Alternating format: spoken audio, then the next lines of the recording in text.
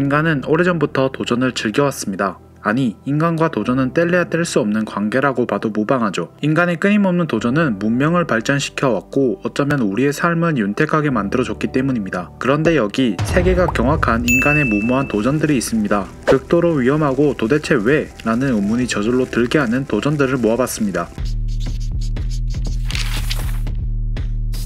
한때 인터넷을 뜨겁게 달군 사진 한 장. 우주복과 비슷한 복장을 한 사람이 난간에 서 있고 뒤로는 지구와 흡사한 배경이 보입니다. 그는 도대체 어떤 도전을 하려는 걸까요? 사진 속의 주인공은 스카이다이빙 선수인 펠릭스 바움가르트너. 16세부터 스카이다이빙을 시작한 그는 타이베이 101 빌딩과 같은 세계 여러 마천루에서 스카이다이빙 하는 것으로 유명했죠. 그런 그가 세계로부터 주목을 받기 시작한 계기는 당연 레드불 스트라토스라고 불리는 스페이스 다이빙 프로젝트입니다. 지면으로부터 39km 떨어진 곳에서 다이빙을 하는 그야말로 미친짓. 그는 이 프로젝트를 위해 21km와 29km 테스트 다이빙을 실시하며 만반의 준비를 했죠. 마침내 2012년 10월 14일 미국 뉴멕시코주 로즈웰에서 그가 탄 기구가 하늘로 떠오르기 시작했고 39km 성층권에서 기구의 해치가 열렸습니다. 당시 이 광경은 모두 유튜브 생중계로 중계되고 있었으며 그는 난간에 서서 이런 말을 남겼습니다.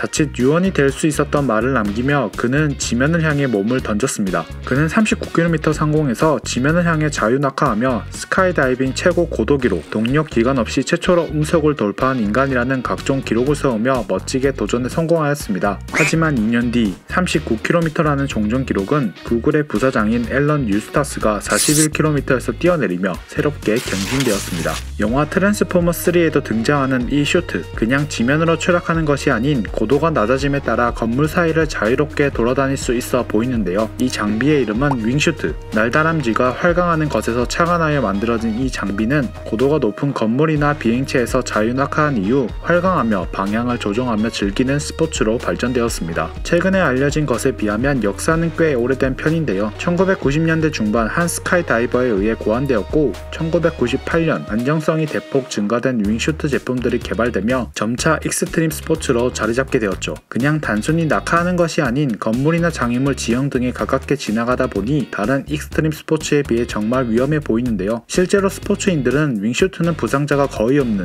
안전한 스포츠라고 조롱하기도 합니다. 5명이 동시에 출발하면 3명밖에 도착하지 않는다고들 하니 말 다 했죠. 실제로 2012년 콜로라도 대학에서 진행한 연구에 따르면 윙슈트를 즐기는 사람의 72%가 심각한 부상이나 사망을 겪었고 76%에 해당하는 사람들은 죽기 직전까지 가기도 했다고 합니다. 윙슈트를 직접 타는 셀프캠 영상이나 멀리서 찍은 영상을 보면 정말 편안한 활강을 보여주는데 실제는 최대 250km에 이르는 바람을 거스르기 때문에 신체에 많은 무리가 갈 뿐더러 약간의 균형만 잃어도 즉시 요단강을 건널 수 있어서 고도의 정신력도 요구됩니다. 그럼에도 불구하고 사람들이 끊임없이 도전하는 이유는 극도의 스릴을 느낄 수 있기 때문입니다. 윙슈트는 익스트림 스포츠뿐만 아니라 군사적으로도 개량되어 특수부대 등에서 적극 도입하는 추세인데요. 낙하산을 이용해 적진에 침투하는 공수부대의 개념에 빠른 기동성을 강화할 수 있기 때문입니다. 보기만 해도 뜨겁고 살이 녹을 것만 같은 화산 위, 누군가 매달려 있고 조금씩 횡단하고 있습니다. 줄이 높거나 자칫 잘못하면 떨어지게 될 텐데 목숨이 여러 개인 것일까요? 이런 무모한 도전을 한 사람은 브라질의 야생 탐험가 카리나입니다. 정글이나 에베레스트 등에서의 야생 모험을 즐겨하던 그녀는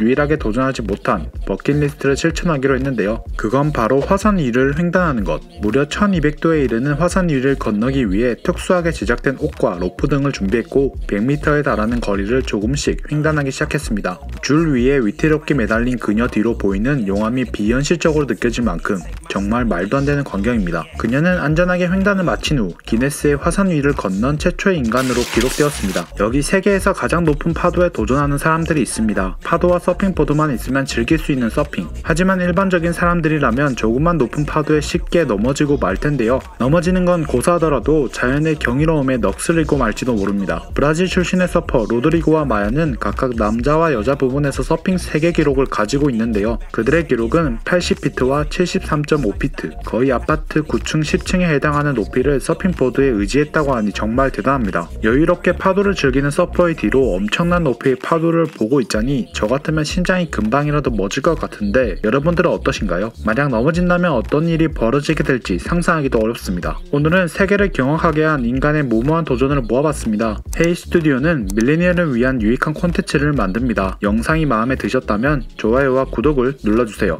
감사합니다.